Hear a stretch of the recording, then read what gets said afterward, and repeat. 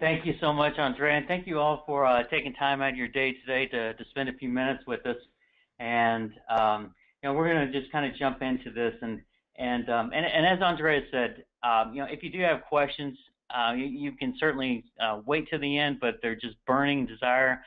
Please put in your questions there, and we can answer them while we're talking about a particular subject. But yeah, we're going to talk about mystery shopping, and it's those two words can evoke some pretty powerful emotions. You think about mystery shopping, or your supervisor tells you you're going to get mystery shopped. Some of us might experience some fear, some anxiety, some nervousness, maybe anger, and like, why in the world are they mystery shopping? What am I doing wrong? And because of that, rarely do we have anybody that literally thanks us for mystery shopping. Every now and then it happens. We'll get an email or something. Oh, thank you so much, but rarely does that happen. And I think perhaps the reason why we kind of experience those emotions is because it's kind of perceived as that big brother, that eye in the sky program, and like, hey, we're trying to catch you doing something wrong. However, in our minds, the reason we established our company, mystery shopping is a tool used for professional development. So in this short webinar, we'll keep it as short as possible. The idea is to discuss just a few ideas that can maximize the benefit of a mystery shopping program if you're currently using it, or if you're thinking about using it. And like I said, if you have any questions, feel free to stop us. But saying all that, I kind of just want to get started off and with the question. So if you can pull up that question for us, Andrea, that'd be great. Sure. We're going to start the poll. And the first question in today's poll is, how often do you currently mystery shop your team? So the first question is, how often do you currently mystery shop your team? And select one of the following: monthly, quarterly, yearly, or never. So we're going to give you a few minutes for all the attendees to vote for this poll, and we're almost done. Great, it looks like we have everybody, so I'm going to go ahead and close the poll, and it's very interesting. All right, poll is closed. I'm going to share the results. So how often do you currently mystery shop your team? The poll results, number one, never, 60%. So probably why everyone is here on this webinar today. Next up at 20% is yearly. 10% of our attendees do it quarterly, and 10% do it monthly. So those are the results, Mike. Now, what do you recommend for how often to mystery shop? Yes, that's definitely a good question. There's a lot of factors that go into that. Number one, probably it's just the budget. But for most of our clients, they're actually they're conducting quarterly mystery shops. And when we talk about quarterly, it depends on the type of shops that you're doing, because there's so many different ones. You've got phone shops during business hours, during nights, during weekends. You got web shops, in-person shops. So it depends on what the outcome is, what you're trying to accomplish. But like I said, most of our clients are doing a comprehensive on quarterly. We do have some that do them every other month, and we have some clients that actually do it on a monthly basis. So it really depends on what you're doing. Probably the most important question, and that might be, what are you doing with the results of those shops? And for those who are currently mystery shopping, that's a good question to ask yourself. For those who are thinking about the 60%, that would be something that you should think about if you're looking at implementing a mystery shopping program. The other side of that is that, and I'm not sure, but the way this question was phrased, you probably could have asked, maybe you're not the supervisor conducting the shop, maybe you're the one being shopped, but maybe that number of never would have been decreased a little bit. Saying all that, we're gonna move along, and here's just kind of the agenda we're going to follow. We're going to hit on these points at a very high level, about the right intent, why you should do it, preparing your team for shops, knowing what your outcomes, the coaching and the feedback session. That goes back to that question I asked, what are you doing with the results? And then, creating that action plan for success. One of the things, and as Andrea mentioned, we've conducted well over 100,000 shops in the senior living industry. We are specific an exclusive to the senior living industry when it comes to our mystery shops. And we've seen a number of trends that have developed over, at least we've been in business for the past 10 years. And just want to go through some of these because I think this might at least put a spotlight and give a reason to that. Hey, why should we be mystery shopping? And I'm not saying that anybody on this webinar actually fits into these categories, but what I would do is, if you are doing mystery shops, I would consider looking at the outcomes of these. And if you're thinking about it, certainly put these in your hip pocket. But these are a little bit scary numbers. But the average number of calls to reach a sales counselor is 3 to 4. I would tell you that that there's been times where it takes 10 to 15, and times where the shopper says, "Forget it, I'm not doing this anymore. Find somebody else to do it." In my mind, even 3 to 4 is a little bit too much. And then the percentage of closed questions asked, and what we found is that most questions, and if you think about it, most questions you ask are open-ended questions. But listening to all the mystery shops across the country, and even in North America, because we do Canada, 90% of the shops are closed-in questions. So it's those yes or no. Are you looking for 1 bedroom or 2? The other thing is percentage of sales counselors that talk at least 70% of the time. And we heard that whole 80-20 rule. Hey, listen 80% of the time, talk 20. Well, if 90% of the time we're asking those closed-in questions, we're not giving the prospect the opportunity to really expound, which is why it's such a good idea to learn that skill of taking those closed-in questions and turning to open-ended questions. But 70% of the counselors talked about 70% of the time. So only about 30% are really doing a better job than that 70% mark. The percentage of sales counselors asking for the close in the first 2 minutes, this kind of surprises me, actually, that it even happens. But maybe some of you have shopped your competitors and you've heard it, or maybe you've done it yourself. But when a prospect is called in and said, I'd like some information about your community, and you talk for about a minute or two, and you say, you know what, the best way to really experience this is to really come in for a tour. And I think most of us on this phone call that would agree that that's really not the way to handle your sales process. We all should have a sales process, and we should use that sales process, whether we're talking about the web contact, we're talking about a phone, or we're even talking about the tour. But about 45% actually asked for that close.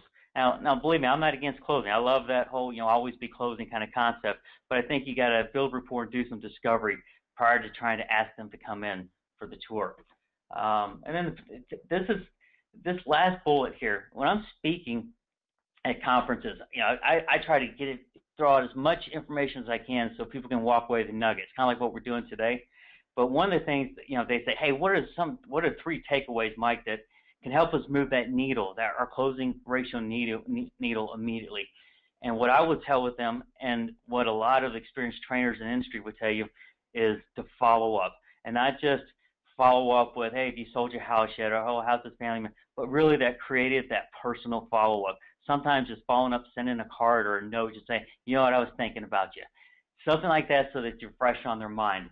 But the percentage of sales that follow up 1 to 3 times after the tour is 80%, and they stop. After that, most of us are taking that, put it into the cold bucket or the C list category, or something like that. Only about 5% of salespeople follow up, more than 5 times. And I think we all agree that you got to follow up 5, 10, even more than that to get a prospect to move to become a resident. So, saying that, I'm going to move to our next poll question. Andrea, if you could cue that up, that'd be great. Terrific. Our next poll question is, if you do have a mystery shopping program in place, do you select one of the following: hire an outside company to conduct the shops, have EDs call other community teams and cross-shop, or have an administrator or corporate person conduct the shops? So let's go ahead and everybody put a vote in for the poll. And we've got about half the folks have voted. And we're getting there. All right. So I'm going to go ahead and close the poll and launch the results. So get your answers in. Perfect. I think we got everybody. Okay. So for those folks who do have a mystery shopping program in place, 58% of our attendees hire an outside company to conduct the shops. 27% have an administrator or a corporate person to conduct the shops, and then 18% have EDs call other community teams and cross shop. Mike, is one better than the other, or do they have different purposes? Well, you're asking a mystery shopping vendor, so I'm obviously going to go with the 58% that outsource it, and we do get probably I'd say 10 to 15% of our business from those companies like yourselves who said, hey, we do it internally, our ED does it or something like that, and the reason why is because when you start talking about managing the process and really doing the whole process of the mystery shopping, it's a difficult process, and even a lot of our clients who leave other mystery shopping companies and come to us is because they felt like, hey, we had to manage the vendor too much. If you think about the amount of time that you spend, doing internal shops and analyzing and doing all that. And you look how cost-effective mystery shopping really is, and the reporting platform, and how you can use that to see an overall view of your entire company. You just kind of weigh the pros and cons. What I will say is that the fact that you're doing something, whether it's outsourced or you're doing it in-house, my hat's off to all of you, because at least you're doing something. And I want to say one other thing, and actually has to do with the last slide. I wanted to bring it up. We talked about the mystery shop findings. We did some research a few years ago, and if you've gone to conferences or heard other speakers, maybe you've heard these statistics. But we lose 70 to 80% of our prospects over the phone, and people look like, "No, Mike, you're crazy." Well, it's true, because what we found in this Lost Leads study is that prospects, and they start doing the research from the web, and then they start calling. They'll, depending on the location, but they'll typically call 7 to 10 places, but they're only going to go visit normally 2 to 3 of those. So when they pick up that phone to call you, they're really not looking for a reason to come and visit you. They're looking for a reason not to visit you, because they got to narrow down their list from 7 down to like 2 or 3. So, when you take the tool of mystery shopping and any other tool that you're using to evaluating your sales process, the great thing is that you don't have to do anything large and make any major changes. Sometimes if you just tweak just a couple little things, that in itself will make all the difference, and maybe increase, definitely will increase that ratio from inquiry to visit. But so we're gonna move along, and let's talk about the intent of mystery shopping. And here's, in our mind, at least in the eyes of Primo Solutions, this is how we build it. Mystery shopping is a tool. It is there as a place to get a baseline of your sales talent, your sales counselors, as well as your sales process. I mean, if you're investing the money, we invest all this money in lead generation, and I won't even get into statistics on the amount of leads that we're actually losing, but we invest all that money in those leads. Yet I find I'm actually surprised sometimes on the little amount of money that we invest in our salespeople. We're paying them decent money, sometimes really good money. We're asking them to work very, very hard at what they're doing and to be committed and to be passionate. Yet many companies don't invest in their development. But it is that baseline to see where they're at and what they need to further develop. And that goes into the staff development. And lastly, I like to say it's a force for good. We talk about, I said initially, you get that fear, anxiety, because like they're trying to catch me doing something wrong. But really, it is a positive tool. Yeah, we're going to try to identify areas where there's opportunity, but also you learn that, we also want to find those things that you're doing right, because you want to continue doing those things right, get better at those, but also work on the areas of opportunity. What it is not that eye in the sky program. It's not a big brother watching you, trying to spotlight everything that you're doing wrong. And lastly, we have had some companies call us up and say, so Mike, we'd like you to do just this one mystery shop on this individual. They pretty much got one foot out the door, and based on this mystery shop, this could be the termination factor whether or not we're going to get rid of them. And we just won't do that. I'm not saying that it's not done, but we will not provide a mystery shop, if we know ahead of time that, hey, this is what the reasons are for. It shouldn't be for employment purposes. It shouldn't be for termination purposes. It should be about developing your staff. I've got a military background. I believe that most issues can be resolved through training. So, in order to prepare, these are the steps now. If you are taking on a mystery shopping program, is to prepare your team. So, let them know you're rolling out a mystery shopping program. Know the laws, and part of that is, having them sign a TAPE consent form. You only have to do that in 12 states, but our recommendation is always, hey, have them sign it, make it part of your new hire packet, but let them know, let them be part of the process. Let them see the scorecard that's going on. And just so you know, as far as the law is concerned, if you have any communities in Nevada, maybe you know this, maybe you don't, you have to have a private investigator's license to do any type of mystery shopping in state Nevada. So if you're working with the company or you're doing it yourself, just know that that's a little below the law. Bring in the executive director. Don't know if we have any EDs or administrators on the phone right now, but bring them in. Whenever I'm doing coaching or training, I definitely want to spend time with the ED. I want to get the ED on my side. The ED is the sales manager as well as the CEO of the community. But I want that person who's in line, knows what the process is, and that can be there also as a resource for you. Hey, Mike. And then, yes. When you say include the executive director, so would you have that executive director actually sit in on the review? What role should they play? Yeah, well, we'll talk a little bit about that in another slide, but that is a good question. Yes, if the ED is available to be in that review process, absolutely. My thought is that the more the ED can be involved in the sales process, the better. But my experience is that most EDs, most administrators, have 100 other things that they're doing. They're wearing multiple hats, and they're continuously putting out fires other places. So it normally falls on the sales and sometimes even the regional to police that. But yeah, good question. And this is going to be our last poll. And Andre, go ahead and cue that up if you will. Okay, doke. So this is the last poll.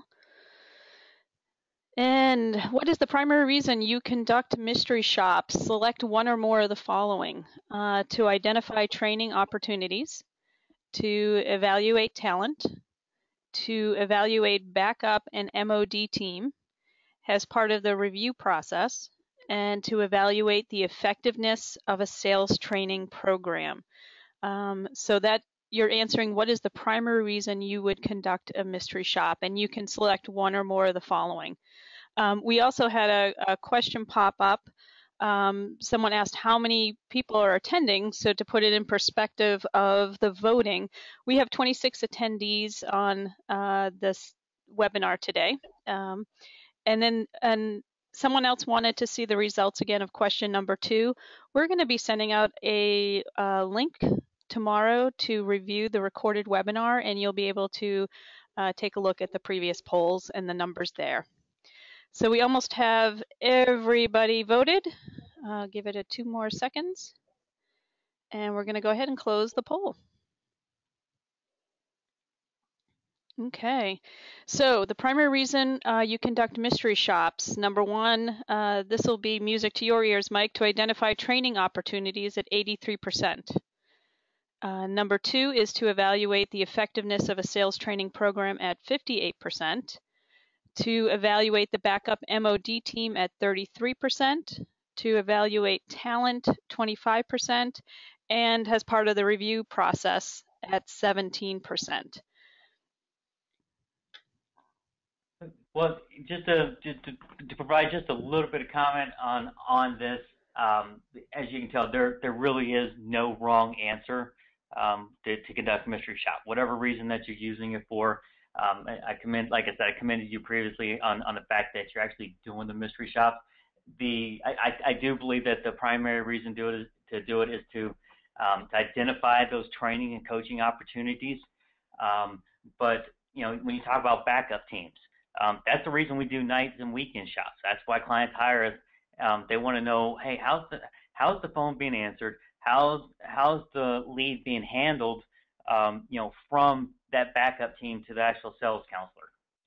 I think to evaluate the effectiveness of the sales training, I think that kind of ties in with identifying training opportunities and all that. A lot of companies out there invest a lot of money in trainers and coaches. And the idea is, if a company was to hire me to come in and do training and coaching, and they're going to pay that amount of money and invest that in me, invest that actually in the company and you, they want to know that the folks that are being trained are actually implementing the training. So the mystery shopping is that great tool that's able to be used to say, hey, is this particular area of this training process being implemented, or where do we need to go back, and where do we need to send that coach in to really focus in and fine-tune on that training process. So thank you all for participating in that. The next key is to, for those who are thinking about rolling it out in Mystery Shop program, those who are currently doing it, but one of the things that we struggle with especially new clients coming on board is, man, they just want to I feel like they want to evaluate everything, and they have like 100 different questions or something, which makes it way too long. Have kind of know what your expectations are, what outcomes you want to get, your key performance indicators that you actually want to measure, and focus developing that shopper, we call it the questionnaire, on what you want to get out of that, because that's what you're going to be using as far as coaching, and what that measuring stick that you're going to be using to measure the effectiveness of the training. And I love the quote that you can't expect it if you don't measure it. So for those out there who aren't doing any mystery shopping, haven't been mystery shop, and if you happen to be in a leadership position, you can't expect your salespeople to be doing certain things if you haven't provided them with the resources to do it. And that's the only thing that I would say is, put something into place to where you can measure those outcomes, measure the effectiveness of your training program. And really quick, for example, if we were talking about, first impressions as a key performance indicator, the number of rings. Sometimes there's some companies out there that says, hey, we want the phone to ring no more than twice or no more than 3 times. What's the greeting like? Is it upbeat? Was I put on the hold? How long was I put on hold? The building rapport, as far as, did they ask for the prospect's name? Did they use the name throughout? What kind of questions were asked? Those are just kind of things to think about, and those are also things that we help you develop if you were working with our company. We don't just say, hey, give us your key KPIs. We work with you through those and develop a custom questionnaire for you. So Mike, your mystery shops are specific to kind of what the client wants to measure, and so you kind of really design it based on what they're trying to accomplish and what their KPIs are? Yeah, actually, every one of our clients have a different, we call them shopper surveys, shopper reports, the questionnaire that the shopper is going to be filling out. Everyone are different because they're customized on the sales training process, but not just sales training, but there are certain needs, certain requests, certain things that maybe that particular company is looking for. We've had people ask us over the years, like, hey, have you benchmarked this? Have you we can go in there and we kind of benchmark certain, like, hey, what's the percentage or what's the benchmark on the number of rings or this. But as most of you know, it's impossible to benchmark unless you are benchmarking very like items. And because there are so many differences, and not only that, some of our clients weight their questions. So maybe they're only worth one question, but if one's like, hey, this one we really need to work on, they may make it worth 5 points. So if you get it, great. skews it high. If not, it skews it low. So even then, it's difficult to really benchmark because it is so customized. And that is kind of part of our different better story as well.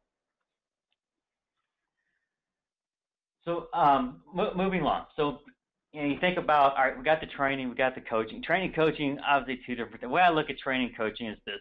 I look at training as, hey, I can go and I can do an on-site training for a couple of days. And if you left it at that, just like whether it's a conference or speaking engagement, most people forget 70-75% of what they've heard, like within the first 72 to about 72 hours, unless they actually implement it. So training to me is like, hey, here's the process that we're going to use. Here's what it looks like. It's a shotgun blast to everybody. Coaching comes in and starts, defining and not just defining, but actually refining some of those skills and targeting in specifically on the individuals. So, a study was conducted not too long ago. I can't remember who exactly did it, but the study showed that and with top performers, it revealed that coaching and accountability were the most cited reasons for their dramatic improvement when compared to their peers. So, as in comparison to you and others in your company, even in the industry, is that coaching, that accountability piece. And that's where that accountability piece, to me, is kind of where the ED comes in. And the coaching, I'm not saying necessarily it should be the ED, but it should be regional if it's going to be in-house, or like I said, outsource it. And good companies, good leaders, they know where that balance is at. They know, hey, do we do this in-house, or does it make sense to outsource it so to free us up to do the things that we should be doing as regionals and as leaders? And to me, I think there's two types of coaching and analysis, and you see those on the slide. There's that self-analysis and a leadership-driven. And we're getting close to being finished with this webinar, but I'll go over this real quick. When you're talking about the self-analysis, first of all, you should have a score sheet. And when I say self-analysis, this would be you as a sales counselor. You have a score sheet it's not scored, but it mirrors what the shopper has scored. So it allows you to kind of go and score yourself. And for the purpose of this, and it takes some time, so think about that. You need to listen to that shop at least 3 times, and we're talking about phone shops here. And that first time that you go through is really just you want to listen to the entire shop, and then after you're done listening, go back and score yourself. Now, our shoppers will, whenever they're scoring, they'll go back and listen to the shop while they're scoring to make sure for accuracy. But I think if you want to get a good prospect feel, you listen to it, then go back and score. Then the second one is where you really kind of dig in. You listen to the shop. You stop the recording at certain points and say, hey, they asked this question. I should have dug in a little bit more. For example, if they ask about security, you say, well, our community has a security guard 24/7. I know we don't use the word security. I'm just throwing that out there. And then we move on to the next topic or the next question. When really, that's been a good opportunity to dig down and say, they asked about, in our minds, we're thinking, they asked about security. There's got to be a reason why they asked about that. There's what's the importance behind that? And dig in and peel back those layers and find out why that's important to them. Listen for words or hints, keywords or hints that prospects use. When prospects throw out certain things, when they throw out objections, those are all things that, man, we should be just keying in on, focusing on, to be digging in and asking more questions about. Also, listen at the type of questions you're asking. If you're asking a closed-in question, or something like something on top of my head. Does mom want a 1 or 2 bedroom? That's kind of a closed-in question. It's like, oh, 1 bedroom, and you move on to the next question. But you could rephrase that question. So what's mom's current living conditions, or what kind of living conditions are you looking for mom when she moves to a new community? Something like that gets the prospect opening more. Think about how many times did you use the prospect's name? Do you feel like, think about the idea of like, hey, did I build enough trust and rapport to ask those personal questions? There's some personal questions I think that we all should ask, but I think we need to earn the right to ask them. And the other thing maybe to think about is, did you earn the right to ask for the close? And I believe that. I believe that you need to earn the right to ask for the close. Now, saying that, whether you earn the right or not, you still ask for the close. But I think as you go through the sales process, you've done it in a way that you've earned the right to ask for that close. And then the third time, and normally this is either my fourth or fifth time whenever I'm doing an analysis, go through and calculate the amount of time you talked and listened.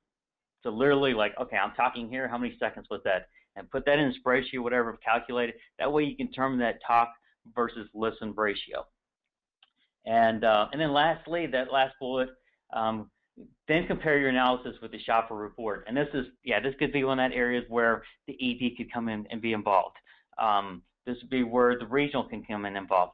Or it could be just you doing it yourself. What I've found, we work with a number of large companies, and with only a short number of regionals, they don't have the opportunity to listen to every shop and go to every person and actually do the coaching.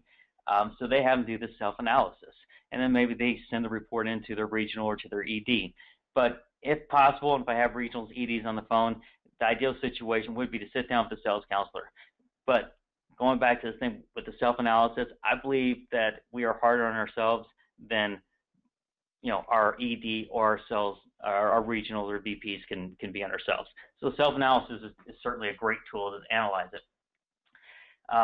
From a leadership-driven, it's, to me, that's kind of it's that combination. It's like I still think a self-analysis is still good, but if it's just a leadership-driven, they go through, they're listening, they're evaluating the shop, and then they're sitting down. This is for all you leaders on there. This is the big thing. It's really not about the score. Score is great to have, so you can trend and track that through time. But also the scores could change. The questions could change on the survey. They could affect the scoring. The weighting could. So it's not that big of a deal. But for a salesperson, it's huge, right? I mean, you're like, oh my God, I just got a 75. What did I do wrong? I'll share with you the average score on a phone shop in our database is in the mid-70s. A lot of companies, it hits the ceiling of their 90s.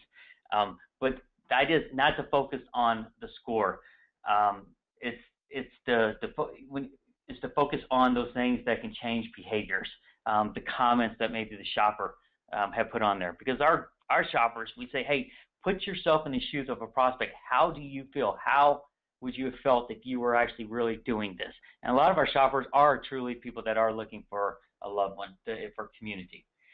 Also, start with a positive. And I'm telling you, if you're doing self-analysis, don't just, I'm one of these guys like, all right, if I speak, and say I speak to 1,000 people, and I get 1,000 feedback forms, and 995 of them are positive, and I got 5 of them that aren't so positive, my intention is like, okay, I got to go to those 5 and see what I did wrong, what could I have done to change. I've had to retrain myself and go through, let me look at some of the positive things that I did first, and then go back and look at those negatives, see what could I have done to change or to tweak this, maybe to kind of win them over or to change the results. Definitely keep it conversational, and this is just, it's not just a one-way conversation. The legendary basketball coach, John Wooden, I love the quote that he has. It says, a coach is someone who can give correction without causing resentment. So in coaching, the really best way to challenge your employees is to ask good coaching questions. I know I've got adult children now, and when they come in and ask me for advice, my middle one especially asks me for a lot of advice. He doesn't ask me questions of this, and I don't say, hey, here's what I would do. I started asking him questions because the idea is I want him to start talking. I want him to start thinking about and really coming up with what he thinks would be the best solution and just thinking through that process.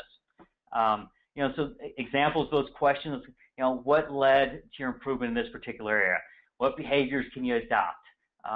What can you do to make sure you remember to use the prospect's name? Those kind of questions. And then lastly, and here's a big mistake that a lot of companies make, is even those that are implementing a new sales process, and they start doing mystery shopping. They want to go in and try to fix everything. If you go in and try to fix everything, or even if you take a new sales process and you try to do everything right in that sales process, you will fail miserably and you'll go back to your old ways. So find just 1 or 2 of those key areas that you think that you can drill in and focus on. Say, hey, keep doing like what you normally do. Don't change your focus except for these two areas, and drill in and focus on those. Then the next time you do that mystery shop, hopefully you'll see some results. You'll not only just in the mystery shop, but maybe even some closing ratios. You see that needle move. But like I said, it's like eating an elephant. Take small bites at a time. And wow, we got through that pretty quick. I didn't realize it was coming up. Right now, we'll open it up for Q&A, and then Andre, you can share some of the special offering. Great, Mike. So just to remind everybody, if you have any questions, you can enter in the questions in the questions pane on your panel on the right-hand side. We had a couple of questions come in during your presentation, Mike. One of them is, how do you start the conversation when giving the feedback? So from like a regional or ED's perspective, I'm assuming. Yeah. So to your point, it's not a beating, and you want to make it a positive leadership. So I guess the question is, how do you start that conversation? Yeah. I think it goes to back that bullet where it says start off with something positive. And to me it's if we're pointing out, let's say we're pointing out a negative, like, hey, you know what? You never even asked for the prospects. You never even asked for the caller's name, on this call. Instead of just jumping in and me as a regional saying, hey, listen here, Sally, you need to start asking for the caller's name and use it. I mean, you didn't even ask one time. There was no report. Instead, say, you know what, Sally, this was a really good call, even if it was an awful call. All right, but this was a really good call. We found some things that you did really well. We found some areas where we can actually work on and talk to. And let's talk about a couple of things that we saw that went really well, and then transition those things where we think that we can improve on. But start positive, because if you just start hammering people from the get-go, if you did that with me, if I did that with my kids, they would turn me off, immediately. I wouldn't be able to get through them. But everybody loves to be complimented. And like I said, when you're doing those mystery shops, when you're on the other end of that shop, you feel that fear, that anxiety, like, oh my gosh, did I do okay? Or are they going to be disappointed? As a leader, it's our responsibility to turn that around, let them know, hey, we care about you. That's why we're doing this. We care about your staff development. Here's some great things that you did, but here's a couple things that you want to work on. So, Mike, it's also a part of, I guess, the culture of the company, in that they want to express it as it being a positive and seeing what opportunities for training.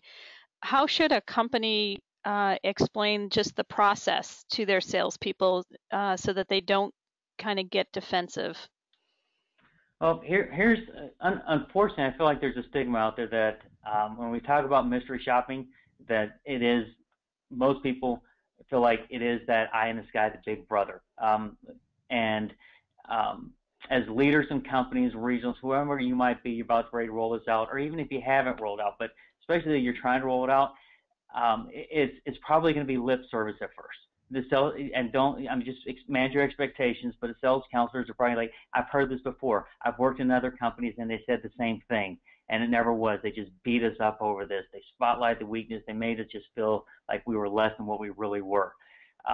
What's really going to shine through, you need to send that message that, yep, it is staff development. We do care about you. It is about professional development. We're going to coach you. We're going to bring in coaches. We're going to do this to further your staff development. But leaders, if there's leaders out there, and if there's those of you that need a message to the leaders, you should tell them, like, hey, I heard what you said. Now back it up. When you as sales counselors, when you start seeing, I think when sales counselors start seeing that, hey, they're not beating me up. Hey, they're not looking for a reason to get rid of me. My job isn't threatened. They really are trying to help me. They're trying to help me be successful. That's when I think the culture will start changing. Lip service alone won't do it. It would be the actions of the leadership in the company. Great. Okay. Another question that came in: what other tools would you recommend to use when coaching? Yeah. So if it's okay to I normally don't do this, but I'll mention a couple tools that we use, with our company. A couple of the major ones. First of all, is what we call our post-tour digital comment cards. And there's not many companies out there that are doing it. It's fairly new. We've been doing it for a couple years. But now what it is after a tour, we create this branded, if you will, kind of like a short online survey, like 4 or 5 questions, to send out to that prospect and ask them what their experience was like. And these are like your outcomes. What was your experience? What can we done to improve it? Are you planning on moving in? Why or why not? And would you recommend somebody to our community? Why or why not? And you get the results in real time. It's an opportunity for you to follow up and maybe overcome some objections. It's been a great tool. It's been very successful with our clients that are using it. The other one is call tracking and recording, which has been around for a long time. Most of you know it, if there's any marketers on here, is you put a different phone number on different marketing collateral, so brochures or advertisements and newspaper ads. That way when the call comes in, first of all, as a marketer, you can identify, hey, this is the source that it came from, so you can find out your return on your investment. And by putting the money in the right marketing places, if I run this ad every week but I'm not getting anything from it, why would I keep putting money there? But second of all, they record your calls. And now the complaint I hear all the time from companies that are using these services is that, but we got to cycle through all of these calls to track out which one's a sales call. Our system literally allows you to filter through so you can see just those sales calls. And now you can actually listen to live prospects. The other thing that I think we do that nobody else does, if I'm wrong, you can send me an email and tell me I'm wrong. But we actually also allow you to record outgoing calls. So on those follow-up calls, and if you want, personally, if you want to see, hey, how do I sound on this outgoing call? Am I getting the message across? And supervisors, another way to coach and train. So two very popular tools. One that's fairly new, the other one that's been around for a while. Great, Mike. We have time for one more question. When would you use a phone mystery shop and an in-person mystery shop?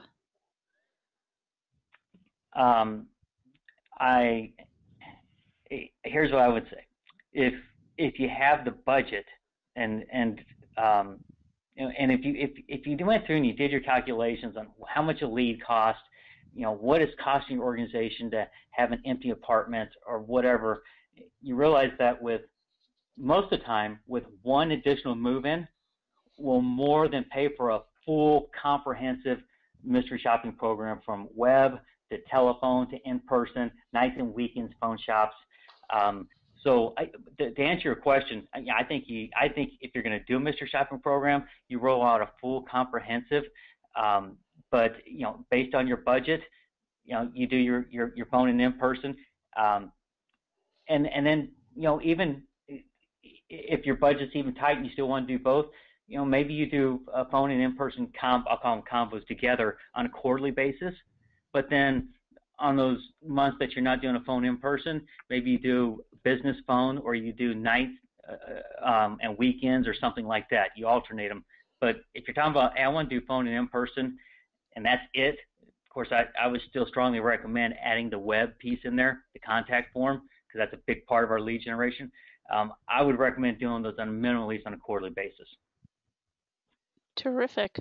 So that's all the time we have today. Mike, thank you so much. If you have any other questions, you can reach out to Mike directly at Mike Miller at PrimoSolutionsLLC.com. Once you leave today's webinar, you'll receive a survey on the presentation, and we'd appreciate if you complete that and provide your feedback. You'll also receive a follow-up email within 24 hours with a link to view a recording of today's webinar, a copy of the presentation, and some handouts. On behalf of Senior Living Smart and Primo Solutions, we thank you for joining us today and hope you have a great rest of your day. And just a reminder, our next webinar, Innovation in Senior Living Lead Generation, will be at 1 o'clock on Friday, October 21st. And we look forward to seeing everyone there. Have a great day, and thank you, everyone.